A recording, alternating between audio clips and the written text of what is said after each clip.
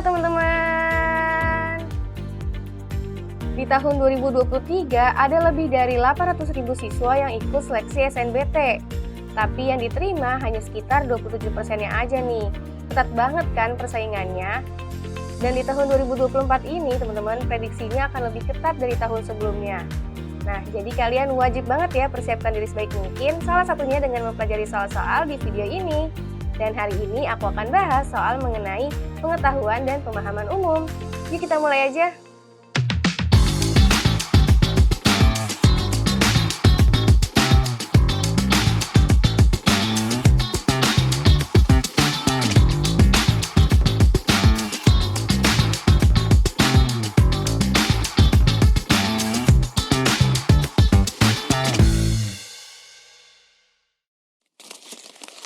Oke, kita masuk ya ke soal pertama, teman-teman. Di sini ada teks nih yang membahas mengenai salah satu klub bola di dunia yaitu Juventus. Siapa nih di sini yang fansnya Juventus?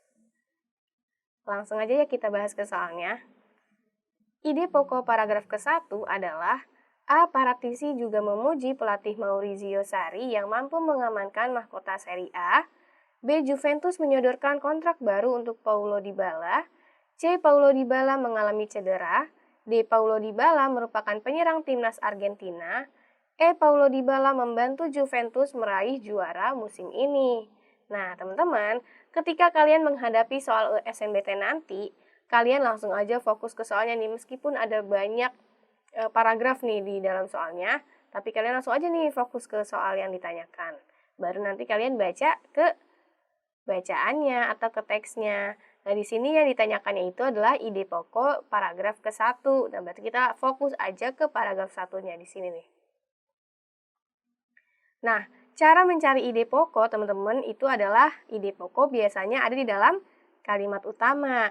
Nah, kalimat utama ini biasanya, teman-teman, di dalam satu paragraf bisa di awal atau bisa di akhir. Kalau di awal berarti paragraf tersebut dinamakan paragraf deduktif. Kalau di akhir dinamakan paragraf induktif. Nah, di sini teman-teman, kalau kalian lihat di paragraf 1, menurut kalian paragrafnya termasuk deduktif atau induktif nih? Benar banget. Paragraf ini termasuk ke dalam paragraf deduktif. Nah, karena paragraf deduktif, maka kalimat utama paragraf ini terletak di mana tadi tuh? Di awal kalimat, teman-teman. Atau di awal paragraf. Nah, kalimatnya itu adalah Juventus akan menyodorkan kontrak baru untuk Paulo Dybala setelah sang pemain membantu klub itu meraih Scudetto ke-9 berturut-turut. Nah, ini teman-teman, ini adalah kalimat utamanya. Tapi teman-teman, karena kan di sini tanyakannya adalah ide pokok. Nah, ide pokok itu berarti inti dari kalimat utamanya itu. Apa nih, teman-teman? Yaitu Juventus menyodorkan kontrak baru untuk Paulo Dybala, teman-teman. Nah, berarti untuk soal ini jawabannya itu adalah yang B. Kalimat utamanya ada di awal, kemudian ide pokoknya ada di sini. Ide pokok. Oke, kita masuk ke soal yang nomor 2. Untuk teksnya masih sama nih, mengenai Juventus yang menyodorkan kontrak baru untuk Paulo Dybala.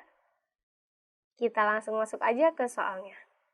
I. Bianconeri pada paragraf pertama merujuk pada A. Juventus, B. Paulo Dybala, C. Serie A, D. Maurizio Sarri, E. Kemenangan berturut-turut. Nah, teman-teman, lagi dan lagi ditanyakannya paragraf pertama. Jadi kita nggak usah lihat paragraf kedua atau kita hirauin aja nih paragraf keduanya. Fokus aja ke sini teman-teman, ke paragraf pertama. Yang ditanyakan tadi apa? I. Bianconeri. Iya, Bianconeri ada di sini nih teman-teman. Nah, merujuk. Nah, berarti ini soal mengenai apa teman-teman? Mengenai kata rujukan. Kata rujukan itu teman-teman adalah kata yang merujuk pada sesuatu hal yang sudah dijelaskan sebelumnya atau yang ada di dalam kalimat sebelumnya. Nah, di dalam kata rujukan ini, teman-teman, bisa mengacu pada orang, bisa juga tempat, bisa juga pada suatu hal benda gitu, teman-teman. Nah, di sini yang ditanyakannya itu adalah I. Bianconeri pada paragraf pertama merujuk pada apa? Nah, di sini kan ya teman-teman ada di kalimat terakhir nih. Nah, berarti ini merujuk pada yang sudah dijelaskan sebelumnya, teman-teman. Di kalimat-kalimat sebelumnya. Nah, I Bianconeri ini, teman-teman, adalah apa nih? Adalah julukan untuk klub Juventus nih, teman-teman. Nah, berarti I Bianconeri ini adalah kata rujukan untuk subjek yang sudah dibicarakan sebelumnya, teman-teman. Yaitu sebelumnya kita membahas apa nih? Membahas mengenai klub Juventus ya, teman-teman. Nah, berarti untuk soal ini jawabannya itu adalah yang A. I Bianconeri pada paragraf pertama merujuk pada Juventus atau klub bola Juventus. Oke, kita lanjut ke soal nomor 3. Nih, sama nih teksnya teman-teman, karena memang pasti ya teman-teman ada satu teks untuk beberapa soal nih. Jadi kita belajar latihan satu teks untuk menjawab beberapa soal. Perbaikan penulisan ejaan pada paragraf ke-1 adalah A. Kata Juventus tidak diawali menggunakan huruf kapital. B. Penulisan Paulo Dybala seharusnya dicetak miring. C. Tidak ada yang perlu diperbaiki. D. Frasa klub Serie A seharusnya dicetak miring. E. Frasa sang pemain seharusnya tidak diawali menggunakan huruf kapital. Nah, lagi dan lagi teman-teman, ditanyakannya itu adalah paragraf yang pertamanya aja nih. Di sini, sampai sini.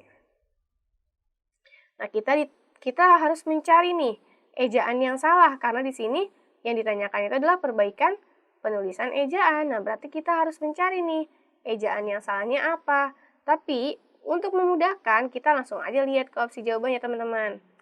Yang A dulu nih, kata Juventus tidak diawali menggunakan huruf kapital. Nah, di sini teman-teman. Di paragraf pertama, apakah kata Juventusnya tidak diawali dengan huruf kapital? Enggak ya teman-teman, diawali dengan huruf kapital nih di sini nih. Nah, berarti yang A salah teman-teman. Tidak perlu diperbaiki karena sudah menggunakan huruf kapital. Kemudian yang B nih, penulisan Paulo Dybala seharusnya dicetak miring.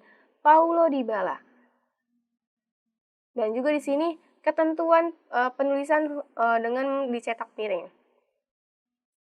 Paulo Dybala ini adalah apa teman-teman? Apakah istilah dalam bahasa asing atau nama orang? Ini adalah nama orang ya teman-teman. Dan kalau nama orang, meskipun dia dari luar negeri atau dari bahasa asing, itu tidak perlu dicetak miring. Yang perlu dicetak miring itu adalah istilah-istilah yang berasal dari bahasa asing. Nah, berarti yang B juga salah, teman-teman. Tidak perlu diperbaiki karena memang dia adalah nama orang, bukan istilah dalam bahasa asing. Kemudian yang C, tidak ada yang perlu diperbaiki. Wah, ini jelas salah ya, teman-teman. Tidak ada yang perlu diperbaiki karena di soalnya aja perbaikan penulisan. Tidak mungkin ya teman-teman, tidak ada yang perlu diperbaiki. Dan kalian juga harus membacanya dengan teliti nih. Kemudian yang D, frasa klub Serie A seharusnya dicetak miring. Nah, klub Serie A. Ini teman-teman. Ini juga bukan merupakan istilah dari bahasa asing ya teman-teman. Jadi tidak perlu dicetak miring nih. Yang E, frasa sang pemain seharusnya tidak diawali menggunakan huruf kapital. Nah ini, sang pemain. Nah, teman-teman di sini nih letak kesalahannya. Benar nih, kata sang pemain ini atau frasa sang pemain ini semestinya tidak menggunakan huruf kapital, teman-teman. Kenapa nih? Karena yang menggunakan huruf kapital di depannya itu apabila merujuknya pada nama Tuhan. Nah, sang pemain ini dia adalah bukan Tuhan kan ya, teman-teman? Orang biasa gitu, jadi tidak menggunakan huruf kapital di kata sangnya. Sama seperti kata yang maha kuasa. Yangnya itu sudah pasti menggunakan huruf kapital karena mengacunya pada Tuhan. Sedangkan yang lainnya tidak menggunakan huruf kapital. Nah, berarti teman-teman, untuk soal ini udah jelas ya, jawabannya itu adalah yang E. Tunggu dulu teman-teman.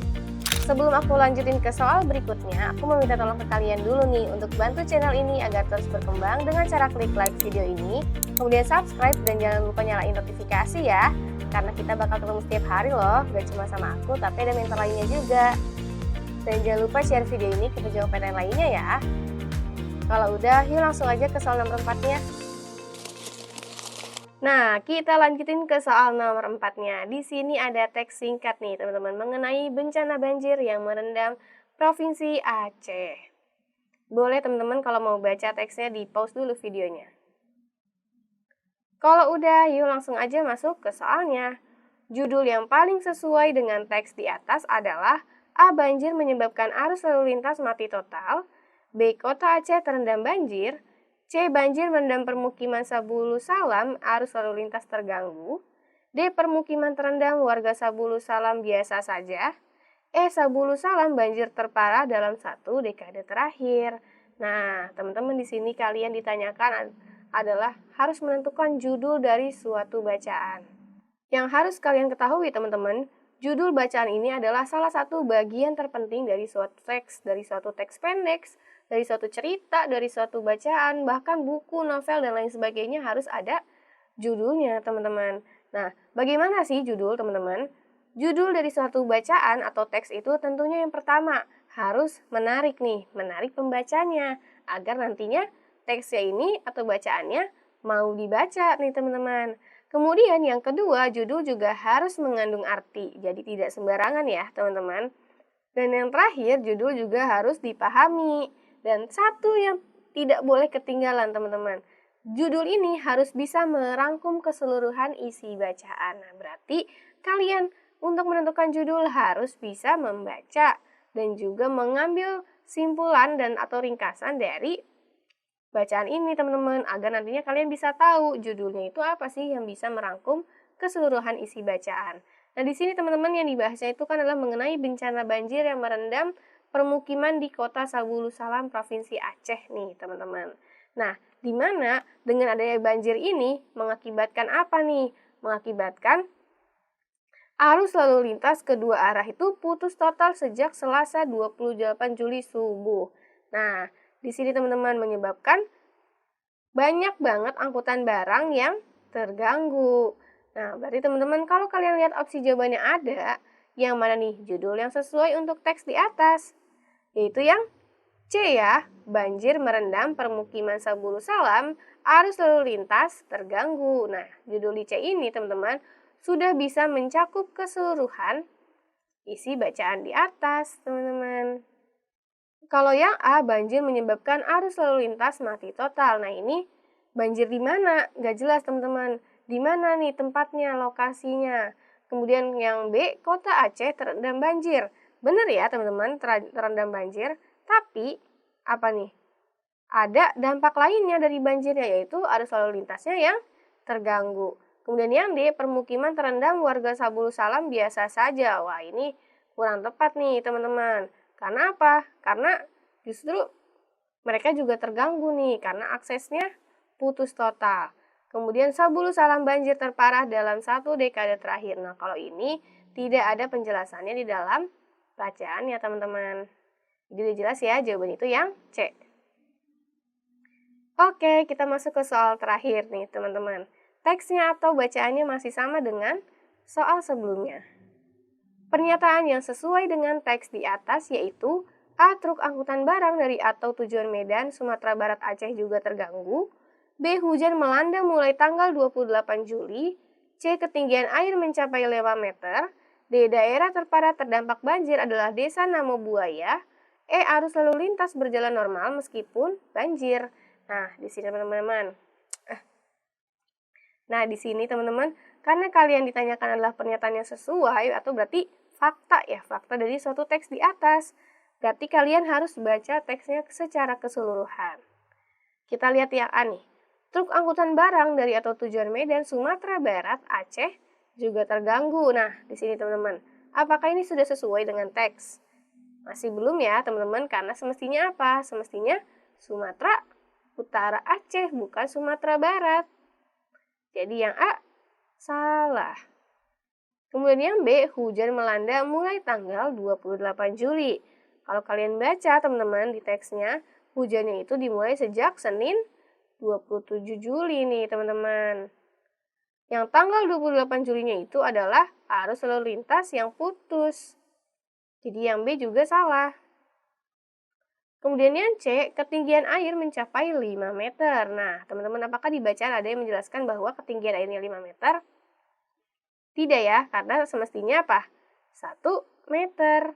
Jadi yang C juga salah nih. Kemudian kita yang E dulu nih, arus lalu lintas berjalan normal meskipun banjir. Nah, teman-teman di sini nih, arus lalu lintasnya ini putus total dan juga terganggu. Apakah normal, teman-teman? Tidak ya. Jadi yang E juga tidak sesuai.